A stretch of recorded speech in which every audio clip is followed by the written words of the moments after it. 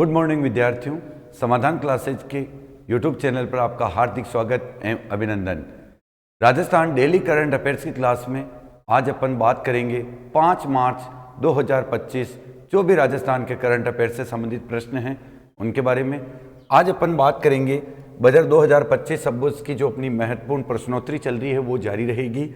इसके साथ साथ आंगनबाड़ी पर सप्ताह में 5 दिन दूध पिलाने हेतु नई योजना जारी करने जा रही है राज्य सरकार।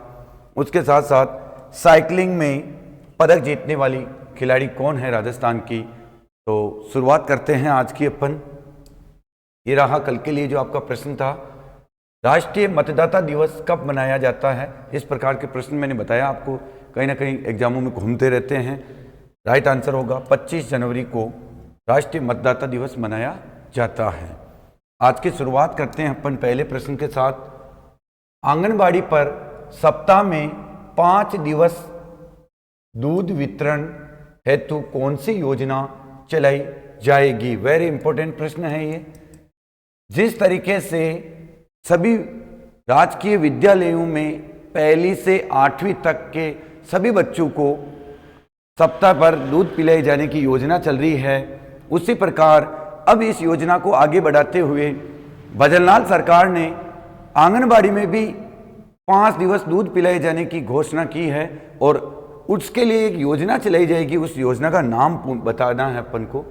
पहली ऑप्शन है बाल गोपाल योजना, दूसरा पन्ना धाय बाल गोपाल योजना, तीसरा इनमें से कोई नहीं और चौथा ऑप्शन है मुख्यमंत्री अमृत आहार योजना।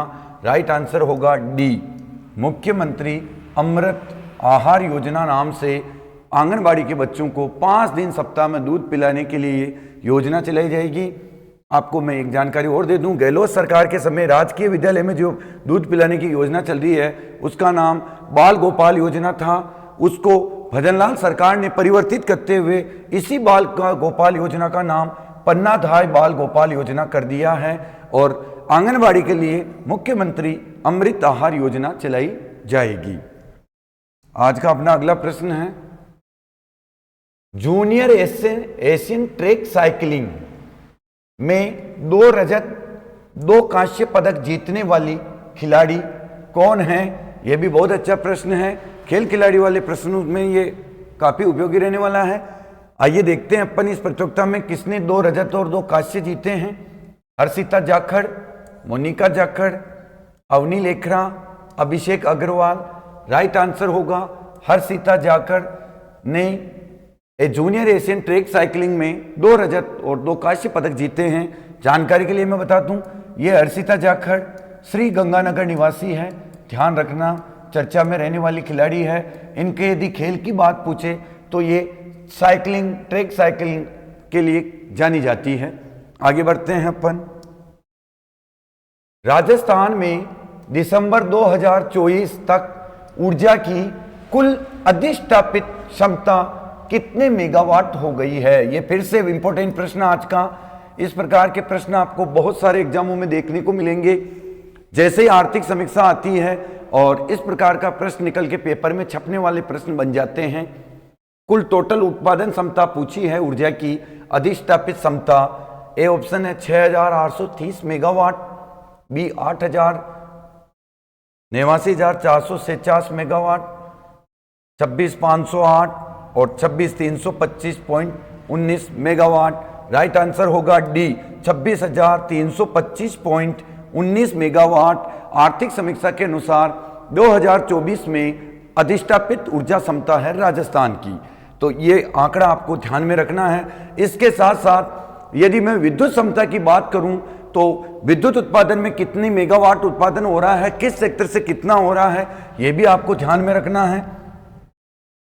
यदि मैं बात करूं राजस्थान का टोटल मिला के, राजस्थान में कुल विद्युत उत्पादन क्षमता की मैं बात करूं तो 13,763.63 मेगावाट। इंपॉर्टेंट फैक्ट है ये। टोटल में विद्युत ऊर्जा की बात करूं तो 13,763 मेगावाट।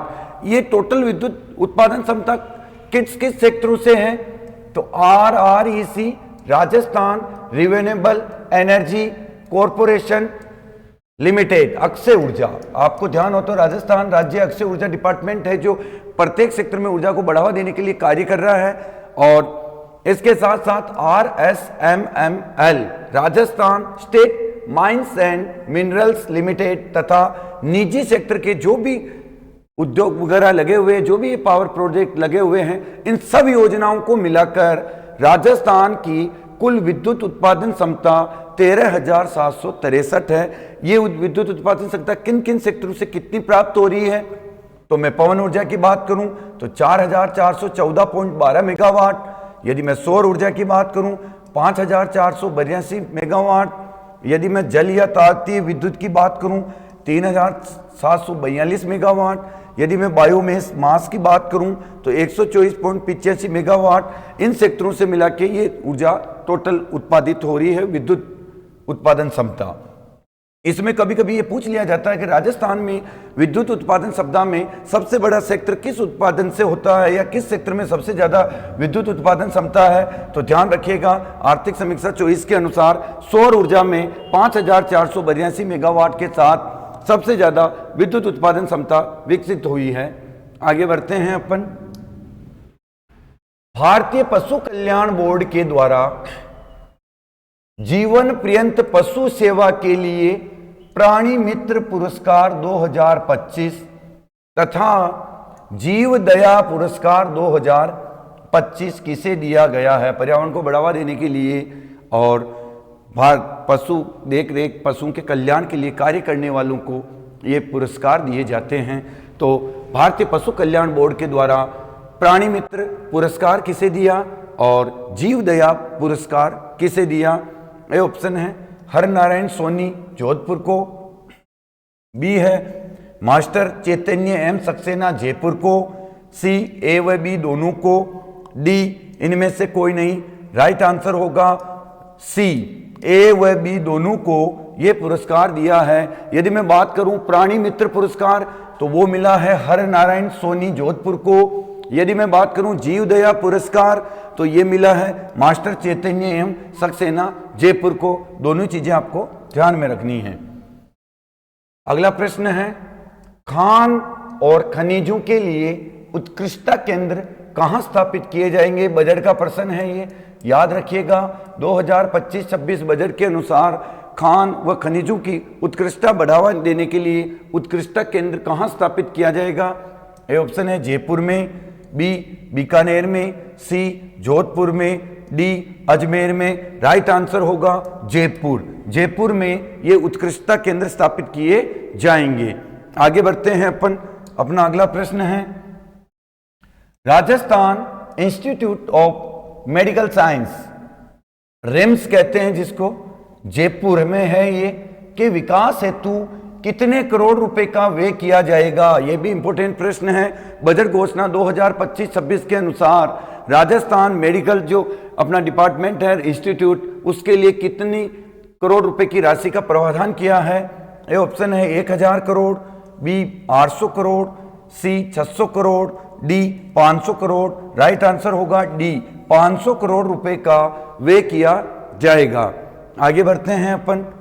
ये रहा आपके लिए प्रश्न, अधिक से अधिक आंसर दीजिएगा। राष्ट्रीय बालिका दिवस कब मनाया जाता है? ये बहुत चर्चा में रहता है ये दिवस, और इस दिवस के दिन बालिकाओं के लिए शिक्षा डिपार्टमेंट काफी पुरस्कार वितरित करता है, तो आपको भी ध्यान में रखना है, अधिक से अधिक आंसर देना है। राष्ट्रीय बालिका दिवस कब मनाया जाता है? 12 जनवरी, 24 जनवरी, 27 जनवरी, 30 जनवरी। जो भी आपका राइट आंसर हो अधिक से अधिक कमेंट बॉक्स में दीजिए। आज के लिए इतना ही, धन्यवाद।